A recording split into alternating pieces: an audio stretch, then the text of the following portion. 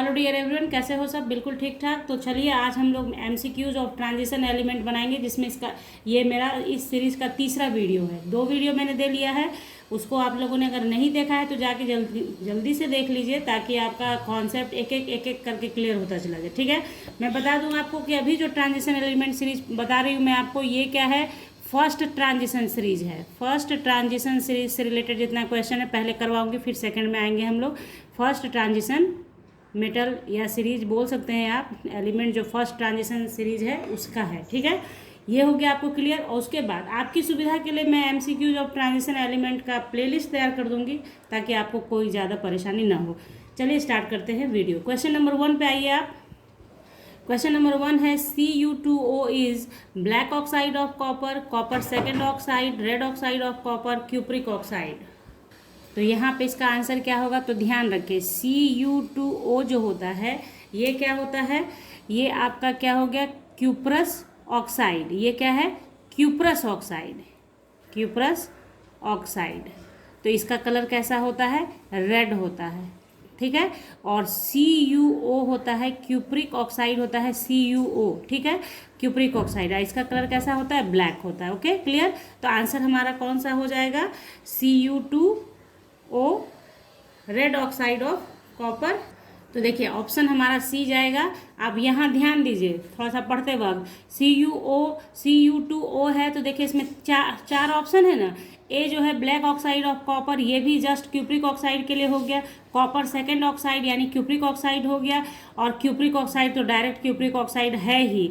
तो सिर्फ बच क्या गया, रेड ऑक्साइड ऑफ कॉपर, यही हमारा आंसर होगा। तो ये अपने दिमाग में, ये जो 2 बातें मैंने लिखी हैं इनको दिमाग में रखिए और क्वेश्चन को समझिए। एमसीक्यूज कैसे अराइज होते हैं, एक ही चीज़ बार बार लिखा गया है, एक ही बात है। ये ए बी और डी में एक ही चीज़ है, लिखने का तरीका अलग अलग होता है। ठीक है, तो आपको पूरा माइंड के साथ एमसीक्यूज तैयार करना होता है।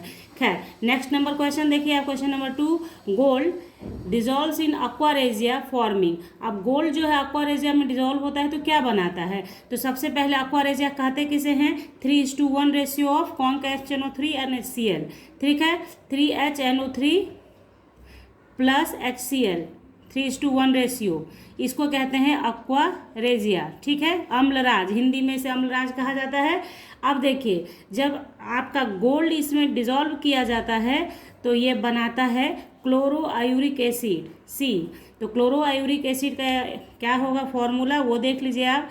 तो इसे जब रिएक्ट कराते हैं आप तो gives 2HAuCl4 plus 3NOCl। By product जो बनना है वो बनेगा, लेकिन मेन प्रोडक्ट आपका क्या हुआ, ये दिस वन। ठीक है, तो ये हमारा क्या हुआ, क्लोरो आयूरिक एसिड। ध्यान रखिए 2HA2 आप याद रखो नहीं रखो, ये तो बैलेंस करने के लिए है। HAuCl4 को बोलते हैं chloro auric acid. Okay clear. Now next question देखते हैं हम लोग। 3 है हमारा, an extremely hot copper wire reacts with steam to give. तो एक्सट्रीमली हॉट कॉपर वायर को जब रिएक्ट करेगा स्टीम से तो क्या देगा आपको, CuO देगा, यानी क्यूप्रिक ऑक्साइड देगा, क्यूप्रिक ऑक्साइड देगा। ओके, तो ये ध्यान रखिए CuO होगा। क्वेश्चन नंबर 4 है हमारा, देखिए silver highlights are use in photography because they are photosensitive, B soluble in hypo solution, C soluble in NH4OH और insoluble in acid। तो यहाँ पे देखिए सिल्वर हाइलाइट्स का यूज फोटोग्राफी प्लेट में किया जाता है। इसका एक क्वेश्चन मैंने पिछले वीडियो में दिया था आपको। ठीक है, तो क्यों किया जाता है, क्योंकि फोटोग्राफी है, तो यहाँ पे आंसर होगा फोटो सेंसिटिव होता है इसलिए। हालांकि इसमें यह भी सही है कि सॉल्यूबल इन हाइपो सॉल्यूशन होता है, बट रीजन आपको यहाँ पे क्या देना है, फोटो सेंसिटिव, क्योंकि फोटोग्राफी में यूज क्यों होता है, क्वेश्चन ये पूछा गया। क्वेश्चन क्या है कि फोटोग्राफी में क्यों यूज होता है, तो क्योंकि फोटो सेंसिटिव होता है।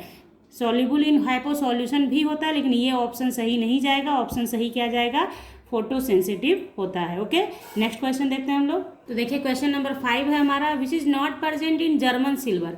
इसमें से कौन जर्मन सिल्वर में प्रेजेंट नहीं होता है, तो देखिए जर्मन सिल्वर जो हमारा होता है, जर्मन सिल्वर, इसमें होता क्या क्या है, तो कॉपर होता है, निकेल होता है और प्लस जिंक होता है। तो ये याद कर लिया हमने कि जर्मन सिल्वर में ये 3 चीज़ होता है। तो चौथा क्या है भैया, तो Sn है, टीन है, तो टीन नहीं होता है। तो अपना ऑप्शन क्या हो गया, 18। ओके, SN हो गया।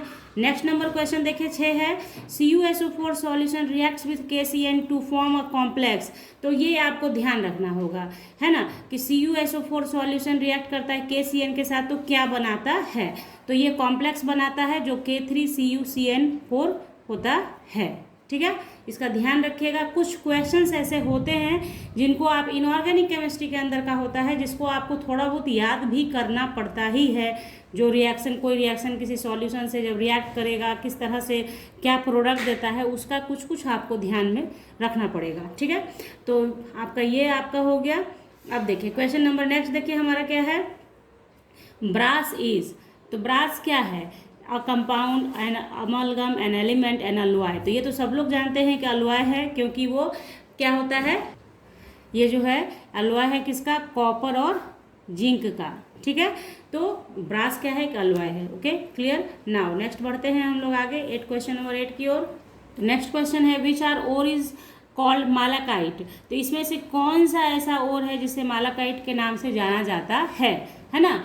तो मालाकाइट के नाम से किसे जाना जाता है, देखिए Cu2S को नहीं, इसको तो कॉपर ग्लांस कहते हैं, Cu2O, CuCO3 ये सबसे आप परिचित है नाम से। तो सबसे अलग है ये CuCO3.CuOH होल ट्वाइस, इसे बोलते हैं मालाकाइट, याद कर लीजिएगा।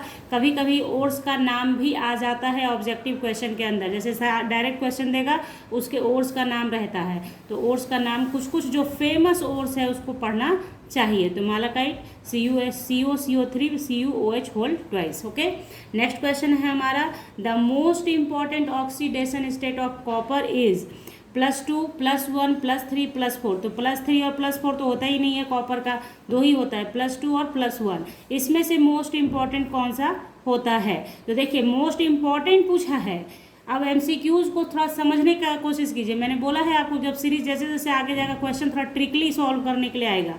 तो +1 और +2 में +2 आपका ऑप्शन सही होगा, इसलिए क्योंकि +2 ऑक्सीडेशन स्टेट ज़्यादा, मतलब +1 में क्या होता है, D10 होता है, इस केस में D10 होता है, स्टेबल ये होता है, लेकिन फिर भी यहाँ पे कॉन्ट्राडिक्शन है कि +2 जो ऑक्सीडेशन स्टेट होता है वो आपका most important oxidation state of copper होता है।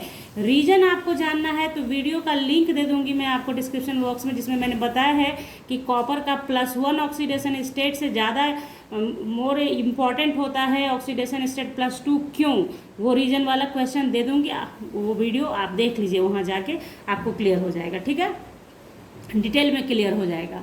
ओके, नेक्स्ट क्वेश्चन इसी से रिलेटेड मैंने दिया है ताकि आपको समझाया जा सके। The electronic configuration of copper is, तो कॉपर का कितना होता है बच्चों, 29 होता है। तो यहाँ पे पहले जो लिखा हुआ है वो देख लीजिए आप लोग, 29 लिखा गया है। तो ये वाला बहुत सारे बच्चे इसको टिक मार देंगे, नहीं ये सही नहीं है।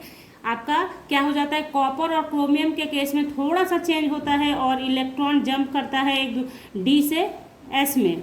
तो यहाँ पे क्या हो जाता है, D और S के बीच का एनर्जी डिफरेंस बहुत कम होता है, इसलिए इलेक्ट्रॉन का जंपिंग पॉसिबल होता है। तो ये आपका नहीं सही है, ये तो कतई नहीं सही है, और नन तो होगा नहीं, ये वाला सही है हमारा। 1s2 2s2 2p6 3s2 3p6 3d10। यहाँ तक आपका हो गया कितना, देखिए तो यहाँ तक 28 हो गया, ये हो गया 29। ठीक है, तो ये हमारा B नंबर सही है। तो जब +1 ऑक्सीडेशन स्टेट होता है तो सिर्फ ये इलेक्ट्रॉन निकल गया तो 3d10 होता है, बट +2 होने पर क्या होता है, इसका एक इलेक्ट्रॉन निकलता है, एक इलेक्ट्रॉन इससे भी चला जाता है, तो 3d9 हो जाता है। लेकिन फिर भी यही ज़्यादा स्टेबल ऑक्सीडेशन स्टेट होता है कॉपर का। ठीक है, तो ये 10 क्वेश्चन आज हम लोगों ने किया। अगले सीरीज में फिर हम लोग मिलेंगे। अगर आपको सीरीज ज्वाइन करना है, सीरीज को बनाते चले जाना है, तो चैनल को सब्सक्राइब कर लीजिए बेल आइकन के साथ, ताकि जैसे ही वीडियो डालूंगी नोटिफिकेशन आप तक पहुंचेगा और आप उसे देख पाएंगे और असेसमेंट कर पाएंगे अपना कि आपकी तैयारी कैसी चल रही है। ठीक है, तो चलिए मिलते हैं आपसे नेक्स्ट वीडियो में, तब तक के लिए bye, thank you, take care, have a nice day बच्चों।